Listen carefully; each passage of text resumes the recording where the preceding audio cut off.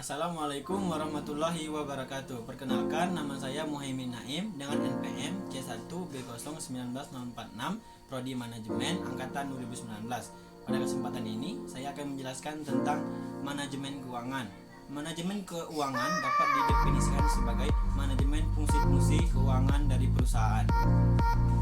Dan juga manajemen keuangan ini dapat diartikan sebagai kegiatan perencanaan, organisasian, staffing, pelaksana, dan pengendalian fungsi-fungsi dari manajemen keuangan dari perusahaan tersebut yang telah saya jelaskan di awal tadi. Dan juga dalam perusahaan, dalam setiap perusahaan pasti memiliki fungsi. Secara garis besar, fungsi-fungsi dari perusahaan ini dapat dikelompokkan menjadi 4. Yang pertama yaitu fungsi pemasaran, yang kedua itu fungsi keuangan, yang ketiga itu fungsi produksi, dan keempat yaitu fungsi personalia. Yang saya sebutkan tadi yaitu tentang fungsi dari perusahaan. Dari manajemen sendiri pun memiliki beberapa fungsi secara garis besar. Di antaranya yang pertama yaitu planning. Planning itu merupakan perencanaan dari apa yang akan kita lakukan. Yang kedua itu organizing, yang ketiga itu staffing, yang keempat adalah pelaksanaan, dan yang terakhir adalah controlling. Dalam suatu perusahaan pasti ada seorang manajer. Pasti seorang manajer ini pasti menjalankan tugasnya. Berdasarkan manajemen keuangan, fungsi-fungsi keuangan apa yang harus dilakukan atau yang akan dilakukan oleh seorang manajer. Adapun fungsi dari keuangan yang akan dilakukan oleh manajer tadi, diantaranya yaitu model neraca keuangan untuk memahami manajemen keuangan.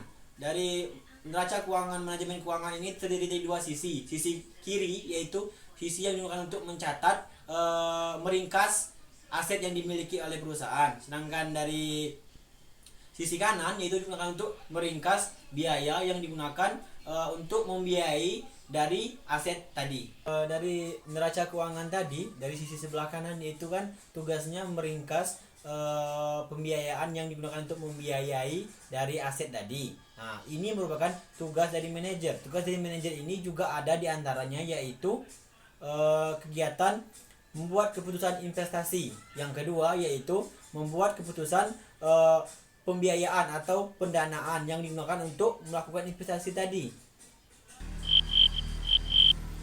Dan yang terakhir, yang ketiga yaitu likuiditas. Likuiditas ini bertujuan untuk memaksimumkan kemakmuran pemegang saham. Kemudian fungsi keuangan yang harus dilakukan oleh seorang manajer yaitu menciptakan nilai atau meningkatkan aliran kas masuk.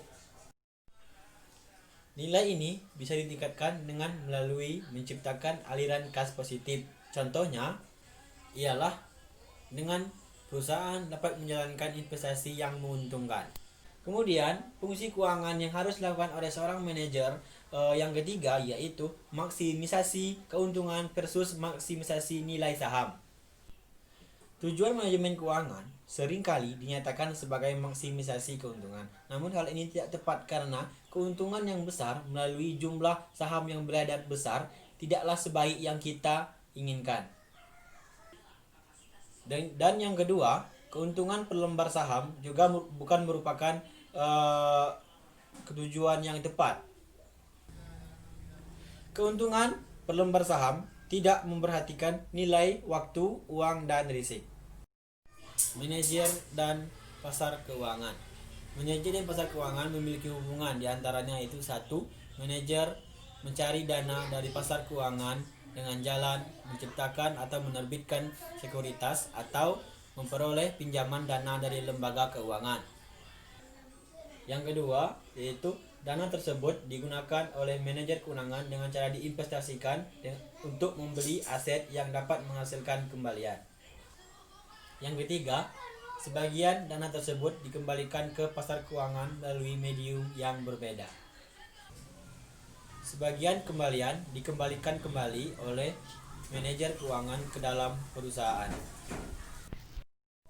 Sekian, terima kasih. Itulah yang dapat saya sampaikan tentang materi manajemen keuangan. Lebih dan kurang saya mohon maaf karena saya yakin tentu di video ini pasti banyak kekurangan. Sekali lagi saya ucapkan terima kasih. Wassalamualaikum warahmatullahi wabarakatuh.